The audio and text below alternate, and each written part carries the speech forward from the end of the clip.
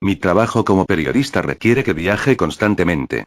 Una parte de ese trabajo consiste en publicar una columna con mitos y leyendas de pueblos pequeños. No se trata de una labor objetiva en el mundo del periodismo, pero lo disfruto mucho. O al menos así era hasta que me topé con un pueblo llamado Madero Argento.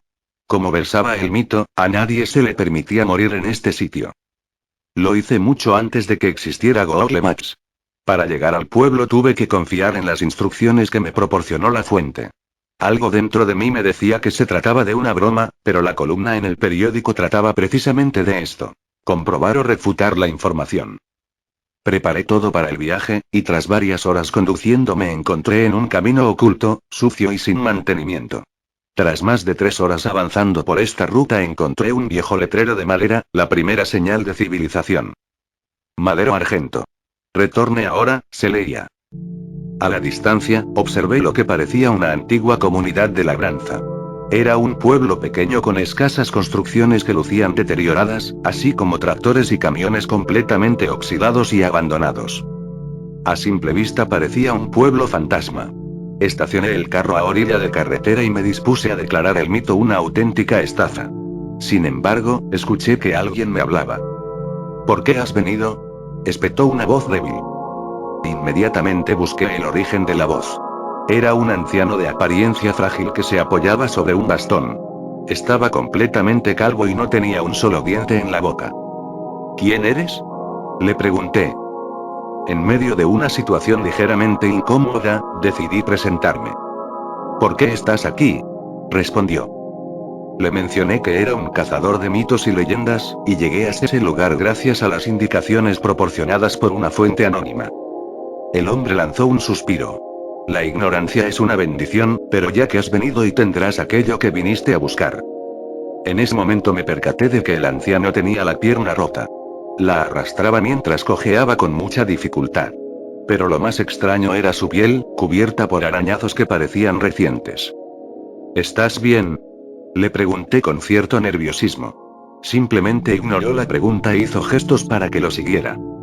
¿Vives solo en este sitio? No, hay otras personas. En el suelo observé un pájaro con el torso desgarrado y los órganos expuestos. Aparentemente lo mató un gato o perro. Sin embargo, aquel animal intentó moverse a pesar de sus graves heridas. El pájaro está ahí, intenté decirle. El anciano observó al animal con desdén. Aquí está prohibido morir. No se permite que nada muera, respondió. Lo seguí hasta el interior de una casa antigua. Tan pronto como atravesé el marco de la puerta principal, un hedor a carne podrida asaltó mis fosas nasales.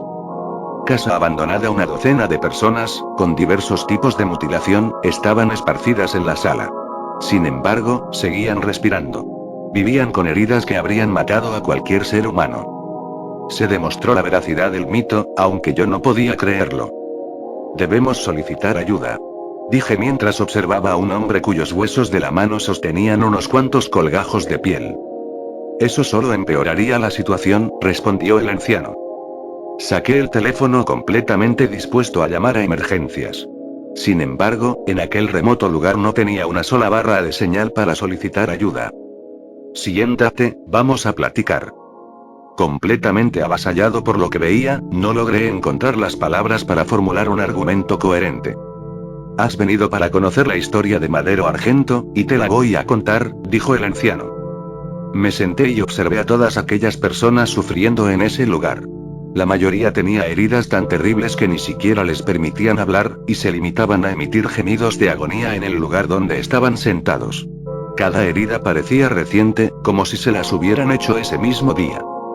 Desde la fundación de este pueblo en 1911, nos desempeñamos como una típica comunidad agrícola. Un pueblo pequeño que no es de mucho interés para los visitantes.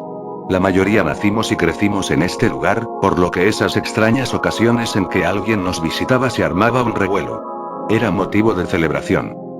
El hombre se detuvo un instante para observar su pierna rota. Entonces, en 1956 un hombre llegó a Madero Argento. A bordo de un auto de lujo y vestido con finas prendas, contrastaba demasiado con el modesto estilo de nuestro pueblo. Dijo que no venía a hacer negocios y mucho menos establecerse en la región.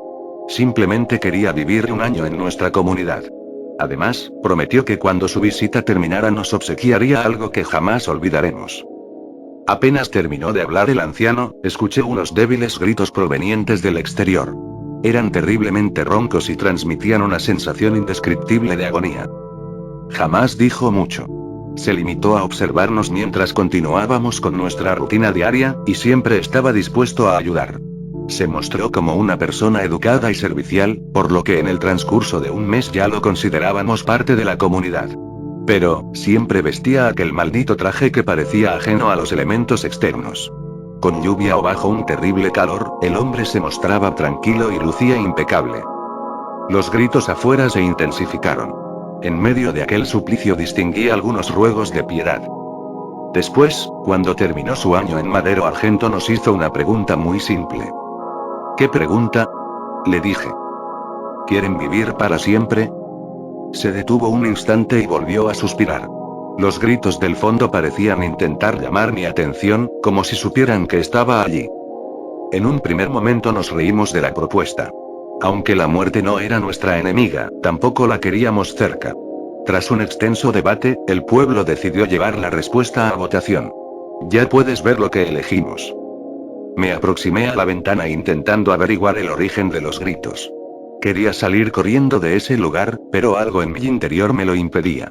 Sentía una profunda lástima por la gente de Madero Argento, y realmente pretendía ayudarlos. Entonces, ¿vivirás para siempre? El anciano asintió. Prometió que nuestros cuerpos se mantendrían siempre jóvenes. Desgraciadamente, cuando el paso del tiempo dejó de afectarnos, perdimos la capacidad de sentir sed, hambre y la necesidad de dormir. Somos inmunes a las heridas, enfermedades o destrucción. Pero no podemos sanar. Cada una de las lesiones que sufrimos, sin importar lo pequeña o grave que sea, se quedará con nosotros hasta el fin de los tiempos. Esa es nuestra maldición. ¿Qué sucede con la gente que grita? Le pregunté. Suspiró nuevamente. Vienen del granero. Ahí es donde mantenemos a las personas que quieren salir. ¿Salir? ¿A dónde? Algunos creyeron que podían escapar a la maldición. Destruyeron sus propios corazones y otros se aplastaron la cabeza. Estaban equivocados. No pueden morir, no se les permite hacerlo. Fotografía a orillas de un lago. ¿Hay algo que pueda hacer para ayudarte? ¿Existe alguna forma de detener esto? Pregunté. Soltó una carcajada. No fue una risa alegre, sino de malicia. ¿Detener? No buscamos que se detenga. Dijo. Hace 10 años, el mismo hombre que nos maldijo regresó al pueblo. No envejeció un solo día, y todavía mostraba aquella sonrisa alegre al saludar. Nos ofreció la muerte, liberar nuestras almas y salvarnos de esta terrible vida. ¿Por qué no aceptaron? Se detuvo y la sonrisa se esfumó de su rostro. Porque nos contó lo que sucede después de la muerte. Y te puedo asegurar que es un destino mucho más terrible al que estamos condenados.